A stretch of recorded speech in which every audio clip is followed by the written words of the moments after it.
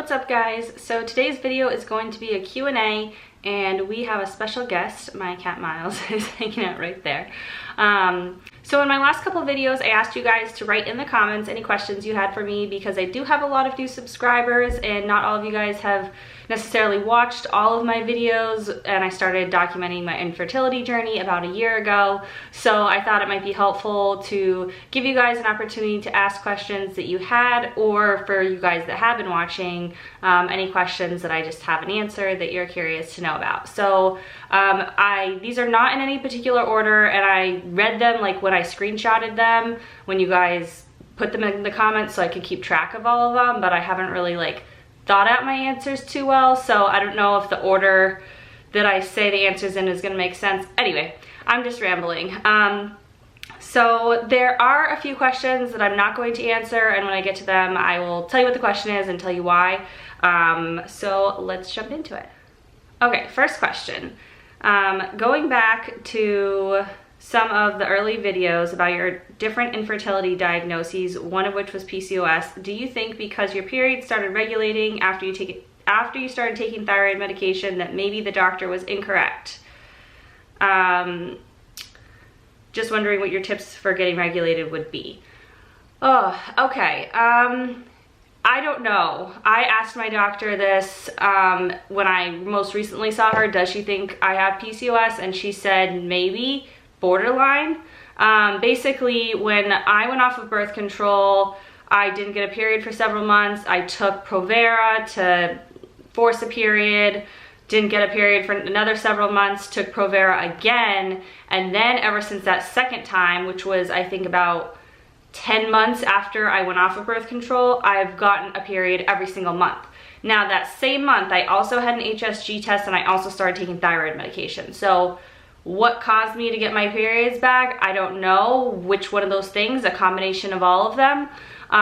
But PCOS is defined as less than, I think, 4 periods a year or 6, I can't remember. It's like not the normal number of periods a year, having cysts on your ovaries and having either like acne or excess hair growth. So I did have acne. I did have very few periods the first year after I went off of birth control, and I never got a scan of my ovaries, so I don't know if they were like classic PCOS looking ovaries or not. But yeah, so now my issues are really like I ovulate every month, but my luteal phase has been short, and that can be caused by PCOS, but really the ovulating every month thing has gotten fixed. So I think it has a lot to do with the thyroid medication, one, and also just more time off of birth control. And it's interesting because I took birth control from age like 15 to age 29, so 14 years, with the exception of like 6 months. And I was 22 years old, I think, and I just was like, I've been on this for so long, I feel like this is bad, I want to go off of it. I wasn't trying to get pregnant or anything. I went off of birth control, I didn't get a period.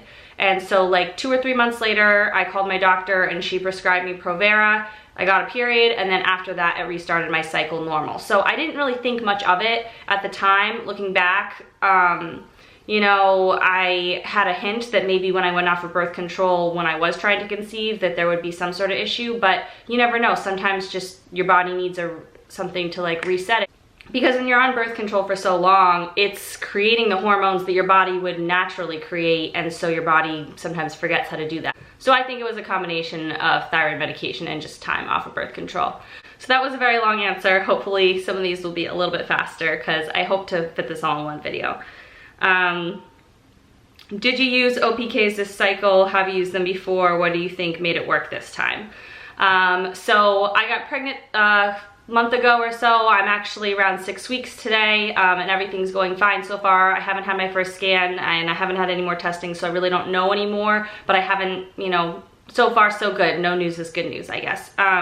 So have I used OPKs before, and did I use them this cycle? Yes, every cycle that we've tried to conceive, I've used OPKs, which are ovulation predictor kits, which are just little sticks that look like pregnancy tests that you dip your pee in and it tells you if you're ovulating. I like using the First Response and the Wanfos. Those are the two that I found, you know, to be the best for me.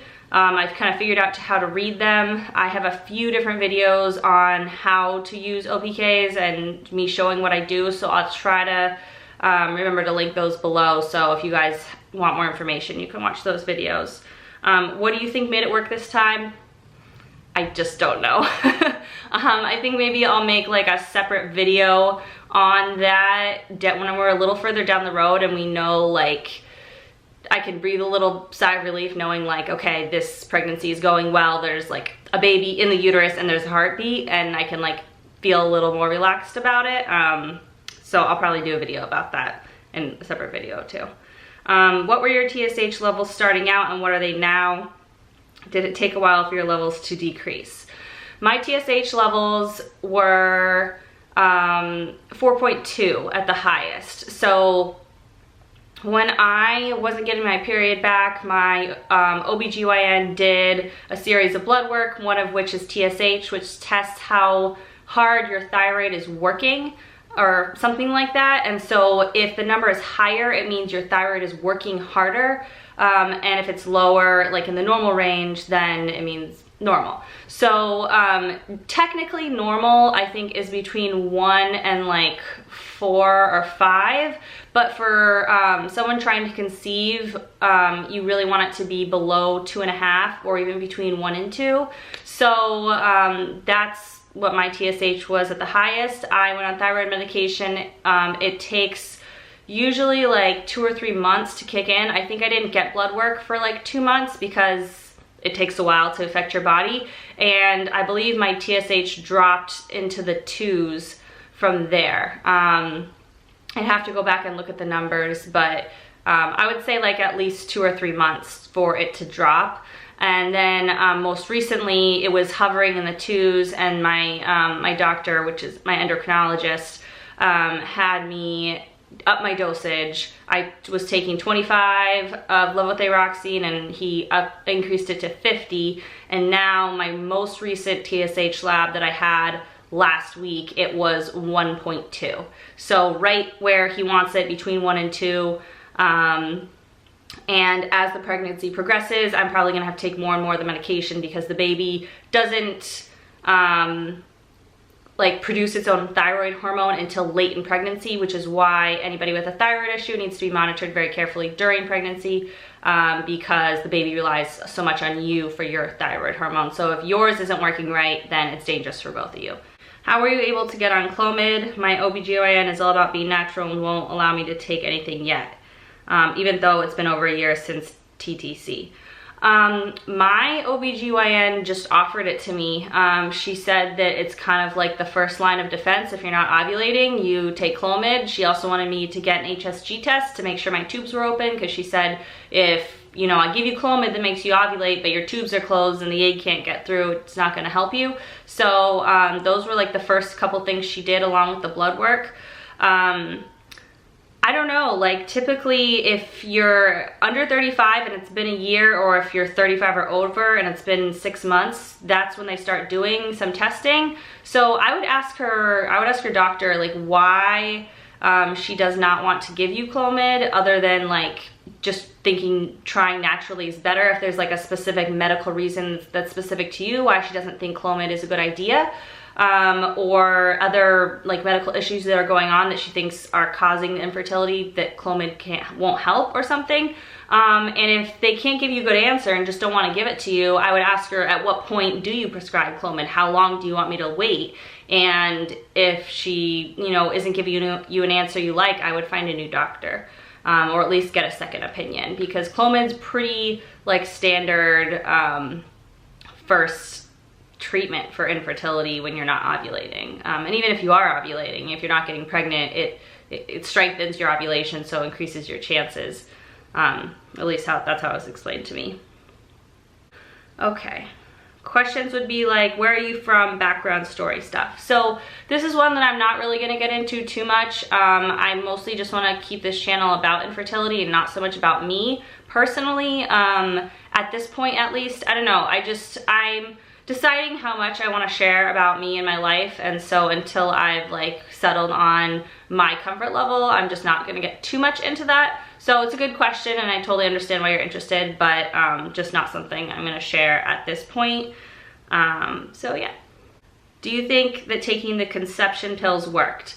No, I don't think that that did anything. What this person's asking about is, I told you guys, I got these prenatal vitamins online.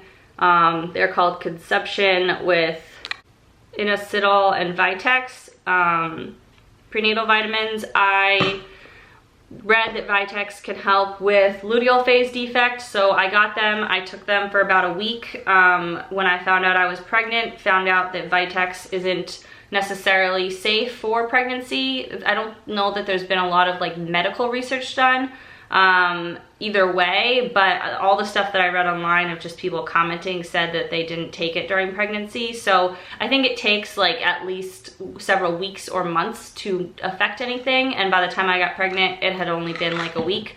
So I just stopped taking it and switched back to the prenatal that I had been taking before.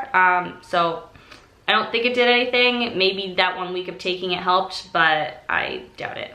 Are you going to do weekly pregnancy updates? You should.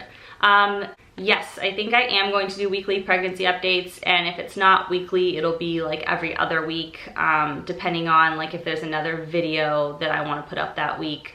Because generally I put up about a video a week. Sometimes it's a little more, sometimes it's a video every 10 days, but I try to do one a week. So if it's something else going on that I'd rather film about that week, then I might skip one, but generally yes. What is your thyroid history? How did you find out you needed to be on medication? So I kind of answered this already. My OBGYN had me do basic testing. Then when my number came back a little bit higher than normal range, she sent me to my primary care doctor. My primary care doctor did some more blood work, and they saw that I had thyroid antibodies, which I can't really explain to you what that all means, but basically it means your body is attacking your own thyroid, which is probably has something to do with my TSH being off. And so my primary care doctor sent me to an endocrinologist. Now, at the same time, I had my first appointment with a reproductive endocrinologist, and I thought reproductive endocrinologist would have expertise in thyroid because it has endocrinologist in it. But she really didn't know a ton and told me I needed to see an endocrinologist who just, you know, specializes in thyroid and those type of issues. So when I saw the endocrinologist is when we really had like a conversation about getting onto thyroid medication. So if you are having something funny with your thyroid and you're trying to conceive, I would definitely recommend going to see an endocrinologist, not just a reproductive endocrinologist. What are some of your hobbies? What do you do for work? And are you going to do weekly pregnancy updates? So I already answered some of these that, yes, I'm gonna do the weekly pregnancy updates. What are my hobbies? I don't have a ton of hobbies. Honestly, YouTube is one of my hobbies, and I spend a lot of time with family and some time with friends. I don't have a ton of friends. I'm not like somebody with a big friends group. I have a few really close friends that I see regularly. And then I do spend a lot of time doing stuff with family. Other than that, I go to the gym and I like just do the normal stuff, clean and cook and laundry, and I'm just kind of a homebody. Like, I don't really like going out that much. And we're really trying to save money, so I'm just like not trying to go out shopping that much, because when I go out I end up spending a bunch of money. So yeah, I've been trying to get into reading more lately, which is really painful because I just, like, I used to love reading and now I just am not super into it, but I just got a Kindle and I've been trying to read on that. So yeah, pretty just normal life hobbies, I think. Nothing too crazy or different. How many rounds of Clomid did you take? Love your videos. Thank you. I took 3 rounds of Clomid where there was actually a chance to conceive. I actually took a 4th round of Clomid, and one of that 4th one, it was actually the 3rd one that I did. I was actually pregnant, and that's when I had the ectopic, so I was bleeding and I got my period when like I was supposed to get a period, and so I started a new round of Clomid. And then right after I finished that round, I found out I was pregnant with the ectopic. So 3 rounds of Clomid where I actually had a chance 2 of them I did get pregnant. One was the ectopic, one was the chemical, one didn't work at all. And when I got pregnant this time, I didn't take anything. I wasn't taking Clomid, and I was just taking the thyroid medication. What do you think you did different this time? Did you BD often or just a few times? So BD, I think, stands for like baby dance or like have sex. So basically our strategy was when I got pretty regular with ovulation. Like, I knew I wasn't gonna ovulate at least before a certain point in my cycle. For me, I would ovulate around like cycle day between 16 and 19. So around cycle day like 12 or 13 leading up to ovulation, we would do it every other day. If I got a positive ovulation test, we would try to do it that day or like later that day, just so we had a good chance. But really, doing it before ovulation is more important than like once you get your positive ovulation test, because sperm can live up to 5 days. And so if the sperm are like already up inside you when you're ovulating, like ready to meet the egg, you have a better chance of conceiving than if you have sex like right when you're ovulating. The egg's only good for like 12-ish hours. And so if the sperm are like not there waiting for it when it comes out, when you ovulate, your chances of conceiving are lower. So we would do it every other day.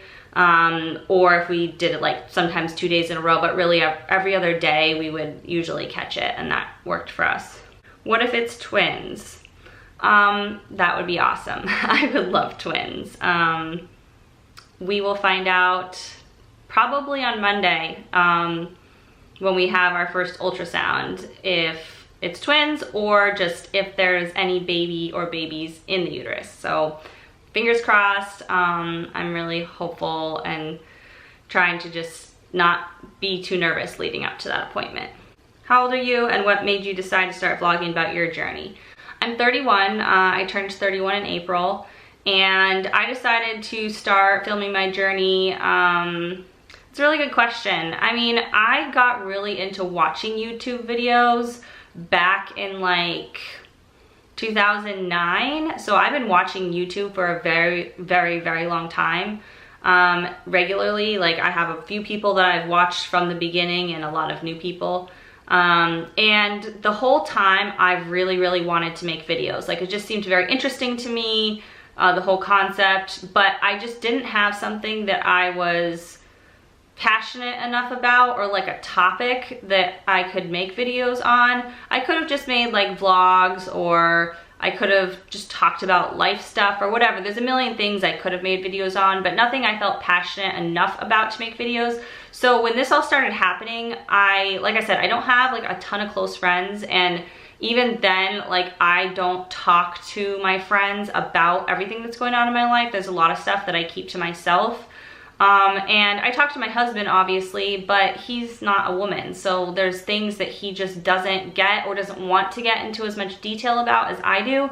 So I really needed an outlet to share, and like feel like I could get my feelings off my chest and like connect with other people about what I was going through. And so that was really the motivation to start making videos, was like for my own like sense of healing and sharing.